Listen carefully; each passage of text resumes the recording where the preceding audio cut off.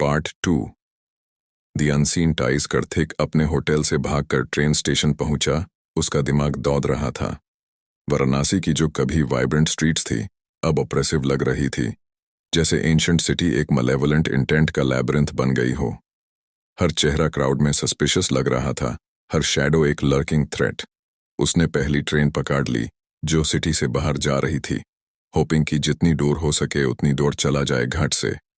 जैसे ही train chugging कर रही थी, कार्थिक को अपने ऊपर चढ़ा ड्रेड का फीलिंग शेक ऑफ करने की कोशिश की। उसने अपने फुटेज को दोबारा रिव्यू किया, पर इमेजेस उतनी ही डिस्टर्बिंग थी जितनी पहली थी। सडहुस के फ्लिकरिंग फेसेस उसे हॉन्ट करते रहे, पर उसके नोटबुक में नए वर्ड्स शिफ्ट होना बैंड हो गए थे। अब वो कोहेरेंट सेंटेंस बन गई थी, हिंदी में। मणिकर्णिका वापस आओ, तुम्हारा भगया तुम्हारा इंतजार कर रहा है। सब कुछ समझने के लिए डिटर्मिन्ड, कार्थिक ने डॉक्टर रॉय से फिर कांटेक्ट किया, अपनी प्रेडिकेमेंट एक्सप्लेन की। उसने वाराणसी के बाहर एक छोटे शहर में उसे मिलने के लिए एग्री किया, door from the reach of the guards influence. जैसे ही वो मॉडेस्ट कैफे में मिले, डॉक्टर रॉय ने नोटबुक को एग्जामिन किया और उसकी कहानी सुनी। यह पहले से भी ज्यादा सीरियस है, उसने कहा। उसकी ब्राउ फरोड थी। अग्नि सधाना रिचुअल सिर्फ डेड से कम्युनिकेट करने का जरिया नहीं है, ये एक पैक्ट है, स्पिरिट्स के साथ एक बाइंडिंग एग्रीमेंट। तुमने उनके रिचुअल को कैप्चर करके अनजाने में उस पैक्ट का हिस्सा बन गए हो। कार्थिक का दिल डूब गया। यह मेरे लिए क्या मतलब रखता है? मैं कैसे इसे छूट सकता हूं? डॉक्टर रॉय ने सर हिलाया। ऐसे पैक्ट को तोड़ना आसान नहीं है। अग्नि सधाना के स्पिरिट्स पावरफुल और वेंचफुल होते हैं। तुम्हारे टाइज को सिवियर करने का एक ही तरीका है, मणिकर्णिका घाट वापस जाकर एक काउंटर रिचुअल परफॉर्म करना, पर यह बहुत डेंजरस है। रिस्क्स के बावजूद कार्थिक को पता था कि उसके पास कोई चॉइस नहीं थी। शैडोज क्लोज हो रही थी और उसके ग्रिप को टाइट फील कर रहा था। डॉक्टर रॉय ने उसे आइटम्स की लिस्ट और काउंटर रिचुअल के इंस्ट्रक्शंस दिए। उसने एक तलिस्मन भी दिया, एक छोटा सिल्वर पेंडेंट प्रोटेक्टिव सिंबल्स के साथ, जो हमेशा पहनने को कहा। हैवी हार्ट और एप्रीहेंशन से भरे माइंड के साथ कार्थिक वाराणसी वापस आया। सिटी पहले से भी ज्यादा ऑप्रेसिव लग रही थी, जैसे यह जानती हो कि वो वापस आने वाला है।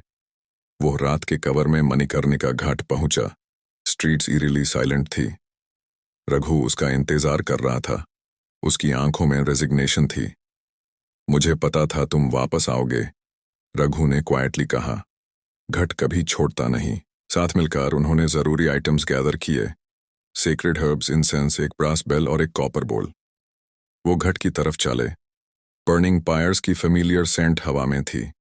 घट डिजर्टेड था, फायर्स लो थी, लॉन्ग फ्लिकरिंग शैडोज कास्ट कर रही थी। कार्थिक ने अपना कैमरा सेट किया। काउंटर रिचुअल को डॉक्यूमेंट करने के लिए डिटरमिन्ड था। वो और रघु नाड़ी के किनारे खड़े थे। गैंजेस साइलेंटली फ्लो कर रही थी, मूनलेस स्काई के नीचे। डॉक्टर रॉय के इंस्ट्रक्शंस क्लियर थे। रिचुअल प्रिसाइज होना चाहिए, हर स्टेप बिना एरर के परफॉर्म होना चाहिए। रघु ने चांट स्टार्ट किया। उसकी आवाज लो और रेजोनेंट थी, स्टिल नाइट एयर में कैरी कर रही थी। कार्थिक ने रिपीट किया, जितना अच्छे से कर सकता था। उन्होंने सेक्रेड हर्ब्स कॉपर बोल में डाले और इंसेंस लिट की। फ्रेग्रेंट स्मोक ऊपर कर्ल कर रही थी।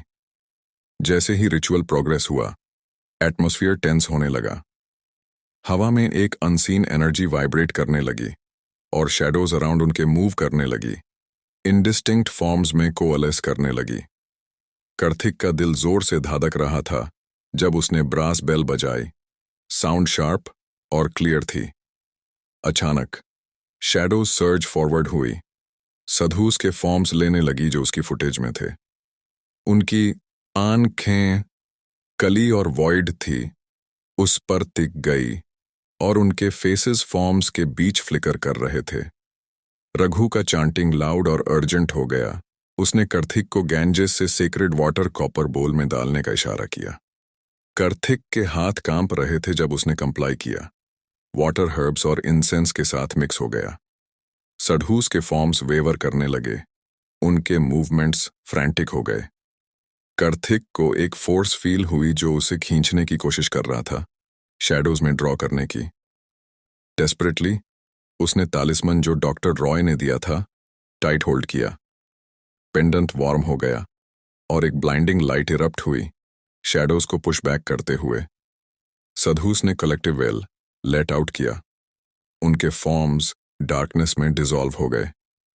रघु ने चांट कंप्लीट किया और ऑप्रेसिव एनर्जी डिसिपेट होने लगी। रात की हवा स्टिल हो गई और शैडोज अपनी नॉर्मल इनएनिमेट स्टेट में वापस आ गई।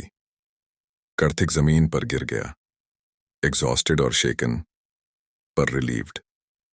क्या ये खत्म हो गया? उसने बैरली विस्पर में पूछा। रघु ने नोड किया पर उसका एक्सप्रेशन सोम्बर रहा। अभी के लिए स्पिरिट्स अपीज्ड हो गए हैं, पर घट कभी भूलता नहीं।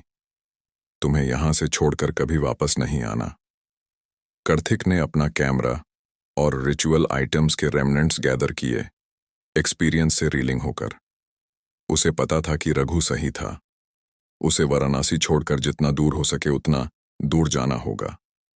जैसे ही उसने सिटी से बाहर ट्रेन बोर्ड की, कार्तिक को अपने शोल्डर्स से एक वेट लिफ्ट होता फील हुआ।